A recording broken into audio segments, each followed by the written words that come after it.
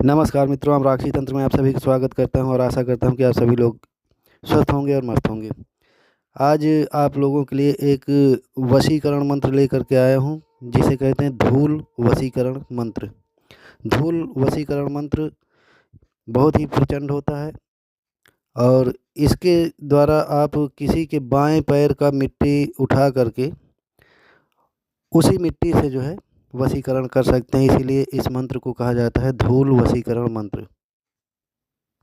जितने भी वशीकरण मंत्र हैं, इनका अगर सही प्रयोग किया जाए तो ही ज़्यादा अच्छा रहता है। मतलब जैसे किसी पराई स्त्री को वशीकरण करने के लिए वशीकरण तंत्र नहीं बनाया गया था। ये बनाया गया था वशीकरण तंत्र, जैसे स्वयं की पत्नी है या घर घर की कोई स्त्री है जो कि गलत राह पे चल पड़ती है, तो वशीकरण मंत्र इस वजह से बनाए गए थे ताकि उनको सही रास्ते पे लाया जा सके। और लोग वशीकरण का अर्थ जो है आजकल गलत तरीके से लगाते हैं कि किसी भी लड़की को या किसी भी स्त्री को, मतलब पराई लड़की या पराई स्त्री को जो है वशीकरण करके उसके साथ गलत करें। तो वशीकरण का अर्थ ये नहीं होता है। घर का जैसे कोई व्यक्ति है, पहले घर में सही से रहता था लेकिन अब दूसरों की बात को मानने लगा है, घर के लोगों को छोड़ करके या किसी तंत्र मंत्र के प्रभाव में आकर के दूसरों के वशीभूत हो गया है, तो उसका वशीकरण तोड़ने के लिए वशीकरण मंत्र बनाया गया है ताकि आप उसको सही रास्ते पे ला सके। चाहे स्त्री हो, चाहे लड़की हो, चाहे घर का भाई हो या कोई भी सदस्य है, तो इन कामों के लिए वशीकरण मंत्रों का प्रयोग करना चाहिए। तो इससे जो है देवी देवता भी प्रसन्न रहते हैं। किंतु लोग जो है वशीकरण का अर्थ सीधा सीधा यही लगा लेते हैं कि वशीकरण मंत्र सीखा और कोई भी स्त्री पसंद आ गई या कोई भी लड़की पसंद आ गई तो उसी को जो है वशीकरण करने में लग जाते हैं। तो ऐसा नहीं करना चाहिए, धर्म विरुद्ध होता है। पर ज़्यादातर देखा जाता है कि लोग वशीकरण का प्रयोग जो है गलत कार्यों में ही ज़्यादा प्रयोग करते हैं। चैनल पर अगर नए आए हैं तो चैनल को सब्सक्राइब कर लीजिए, बेल आइकन दबा लीजिए ताकि जो भी जानकारी मैं डालूं तो वो जानकारी सबसे पहले आप तक उसका नोटिफिकेशन पहुंच सके। तो आइए अभी मैं आपको ज़्यादा समय न लेते हुए आपको इस मंत्र के बारे में बता देता हूं और इसकी प्रयोग विधि क्या होती है वो भी बता देता हूँ। धूल वशीकरण मंत्र इस प्रकार है।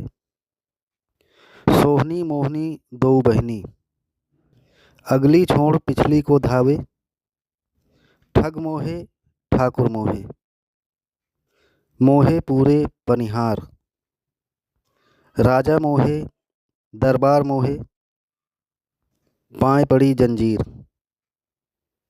यह त्रिया हमें मोहे, दुहाई वीर मसान की, आन कामरू कामाक्षा देवी की। एक बार फिर से बोल देता हूँ। सोहनी मोहनी दो बहनी, अगली छोड़ पिछली को धावे, ठग मोहे ठाकुर मोहे, मोहे पूरे पनिहार, राजा मोहे दरबार मोहे, पाए पड़ी जंजीर। यह त्रिया हमें मोहे, दुहाई वीर मसान की, आन कामरू कामाक्षा देवी की। प्रयोग विधि इस प्रकार से है।